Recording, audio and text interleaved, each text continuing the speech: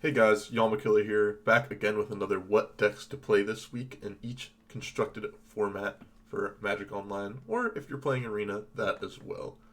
We're going to start off with a couple things before we get into the decks and the formats. One, there are a couple formats I don't really play all that often, although I do check both Twitter and personal Facebook groups in which I talk to people about these formats to see what decks are good, and I'll be prefacing the formats I don't know much about with those statements.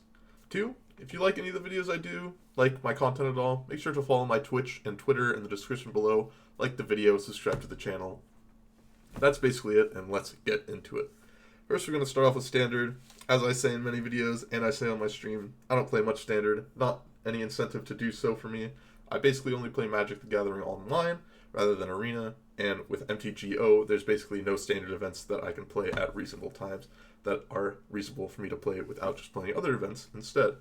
But, as I've been looking on Twitter, as I've been talking to people, I have been noticing that mono green food in some variation seems to be one of the best decks right now, because another one of the best decks is Gruul Adventures, and this deck seems to stomp on Gruul Adventures as well as other creature decks. You have cards like Wicked Wolf, basically impossible to kill with how many food tokens you're creating. Trail of Crumbs, every time you use a food token, spend 1 mana, basically draw a card. The Great Henge gets you insane amounts of value, along with Feasting Troll King, infinitely getting food tokens, along with bringing back, sacking with Trail of Crumbs, etc., etc. You get a lot of value as a creature deck, and you get a lot of staying power. Because of that, I would personally be playing mono green food. But there are other decks you can play, like Esper Doom Foretold, you can play Green-Red Adventures, you can play Blue-Black Rogues, loads of different things you can play depending on the metagame and what else you expect in the metagame. Don't know much about Standard, so let's move on quickly so I don't try to make that much of a fool of myself. Now let's move on to Pioneer. Pioneer, personally, I would be playing mono red, splash a little bit of white, aggro. If you don't know much about the format, this deck is very straightforward. Kill your opponent, deal him 20 damage or so. You gotta play 1-drops and 2-drops. You gotta play Luris in the sideboard as your companion. Very straightforward deck. Now, there are some other decks that I think are also reasonable. You can play Lotus Combo. I've been told this deck is nearly tier 0, only because people are really not respecting it. Barely any Damping Spheres. Burn gets to play Eidolon, but you do have some answers to it. But basically, since no one's playing that many answers to this deck, you get to do a quick and safe combo as early as turn 3 with the nuts and turn 4 pretty consistently to kill your opponents. There are other aggro decks you can play. You can play Mono Black Aggro, something that Bolvo has been doing well online.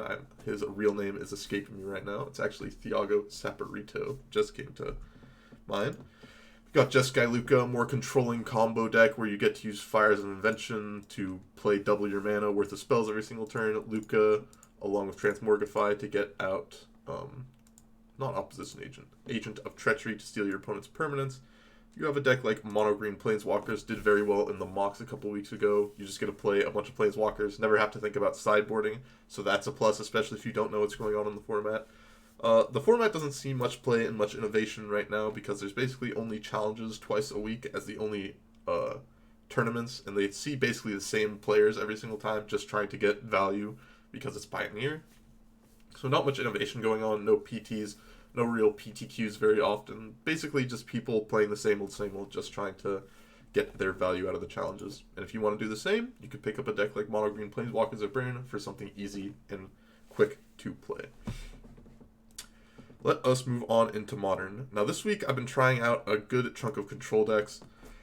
Personally, I'm pretty damn bad at playing control. But I know other people aren't, and that's why I think Control is possibly the best deck in some form. 4-color Control, something with Uro, Ren and 6, Cryptic Command, Our Promise for Field of the Dead. I think this deck is very, very well rounded, has good removal spells, good mid-game, and good ways to stop combo with Force Negation.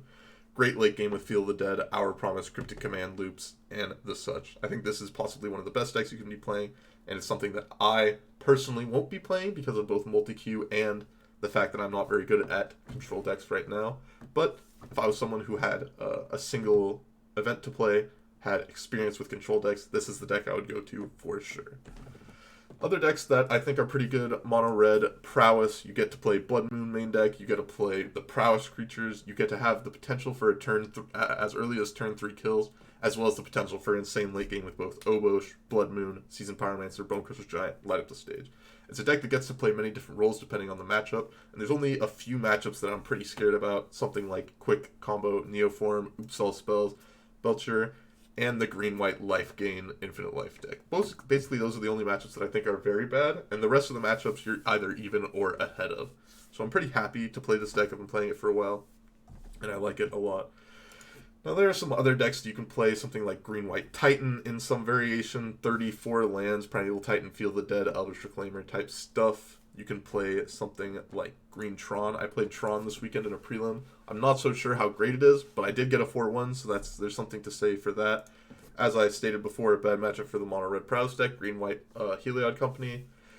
If you do play this deck, be prepared to click a lot. People will not concede to your combo a lot, and gaining infinite life is not something you can do on Moto easily. So if you're not prepared to be clicking for 5 to 10 minutes to gain infinite life, or some amount of life, and your opponent doesn't want to make you stop, be prepared to do it. And understand each variation of combos with Conclave Mentor, Spike Feeder, Heliod, Ranger Captain, and all of that stuff. There are a couple other decks you can play. You can play like Mono White Taxes. You can play the Black-White Hammer deck that's been going around recently. It won a challenge. Loads of different decks you can play right now in Modern. I think you're going to have a lot of decks that have a couple bad matchups and a lot of good matchups, and you kind of just need to find your way and figure out what the metagame is possibly going to be looking like that weekend and try to target it with whatever deck you're going to be playing. But the deck that I'm personally going to be playing, probably Mono Red Prowess. Maybe I get spicy with something else that I find later today, but that's going to be my personal pick. Let us move on into Legacy. Now, Legacy, I have actually top-8'd the last 3 challenges / showcase events that I played. It started with Mono Blue Karn Echoes in the showcase event. I got 5th. The next weekend Legacy Challenge, I got 2nd. And then I decided to try out Temur Delver. Temur Delver, I then ended up getting top 8 as well, losing the first round. But right now, I personally don't think Mono Blue Karn Echoes is very good. I've said it before, and I'll say it again. I think the deck has some very powerful matchups, like if you're going against Snow Control, very good. You're playing against certain combo decks with Chalice of the Void's Grid, you're going to be doing great.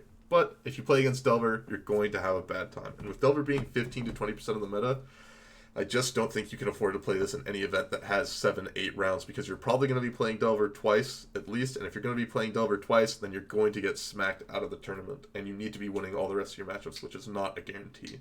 So, because of that, I'm putting down Mono Blue Karn Echoes right now at least and trying out different decks, and the different deck that I've been trying out is Temur Delver.